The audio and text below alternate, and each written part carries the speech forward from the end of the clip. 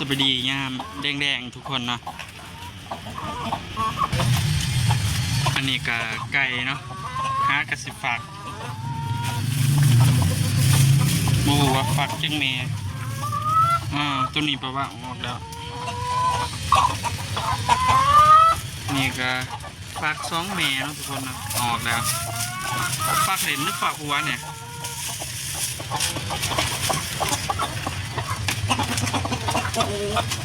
ตัวนี้ฝักจริงจัง2 ตัวฝักเด่นแบบหัวไปมันนี้มีไข่จักหน่อยโอ้มันนี้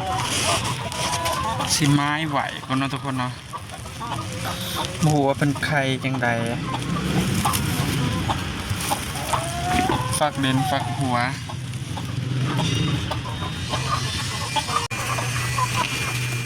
อันนี้ก็ฝักนะ4-5คล้องมาไม้ไหวจะไปใส่แต่คล้องไม้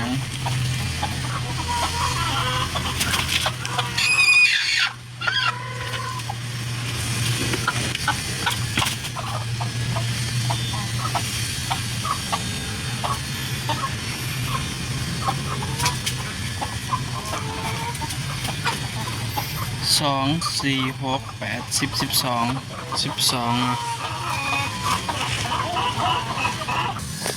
อันนี้ก็สิไม้ว่ะ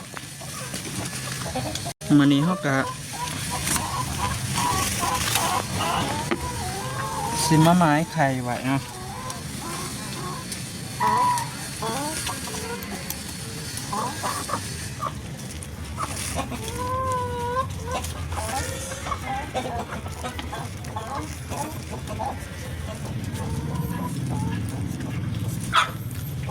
จังสิหัวมันนี่ไข่จักหน่วยเนาะว่าเป็นไข่ทับสอนกันบ่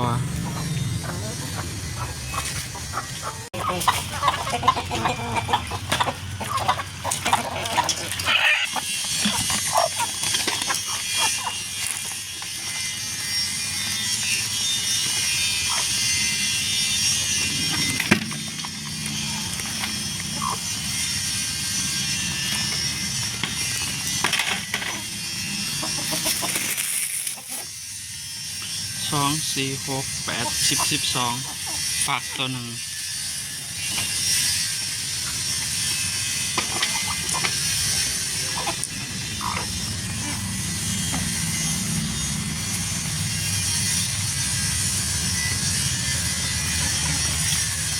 เสียงข้าเห็ดก่อสร้างนะทุกคนนะ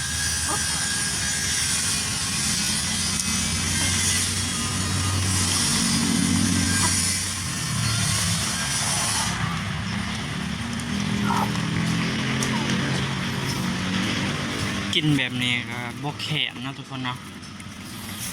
คนสิบกแขนบกคือกินแบบให้แบบมิดสดๆแขนทุกคนกินหยา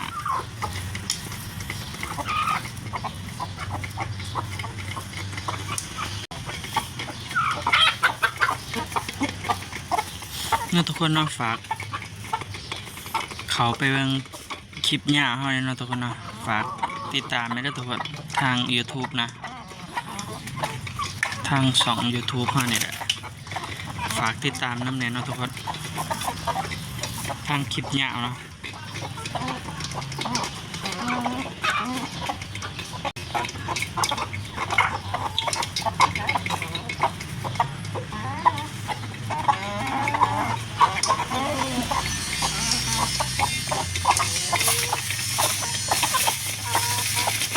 เป็นยังไงเนี่ยไข่ในตู้เย็นกับบานมาโอ้ตู้เป็นสีเขียว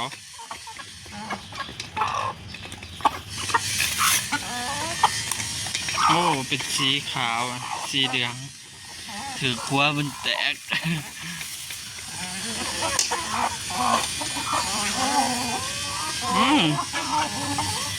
นี่ดุมัน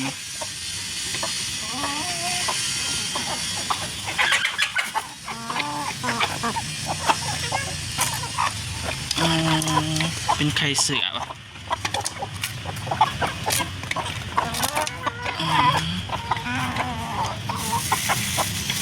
ยังดีอยู่นะทุกคนนะ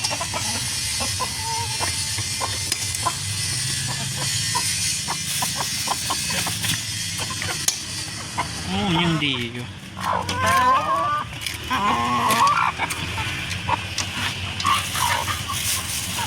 เสียแต่2 หน่วยเท่านั้น3 หน่วย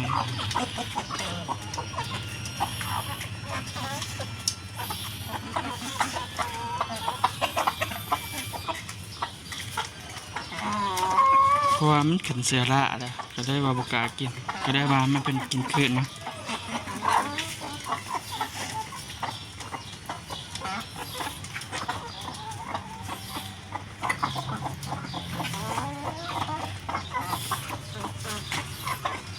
ว่าสิเก็บเมียนโอ้สิบ่เป็น20 กว่าโตมาแต่ว่าเก็บแบบว่า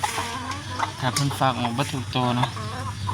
เฮาก็หวังว่าให้เพิ่นฝากบ่ถูกโตเลยเนาะสิเก็บเมียน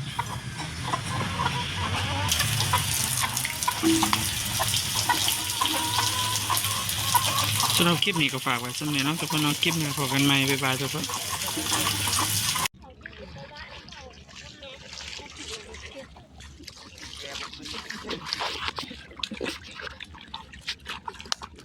ยังนั่งยัง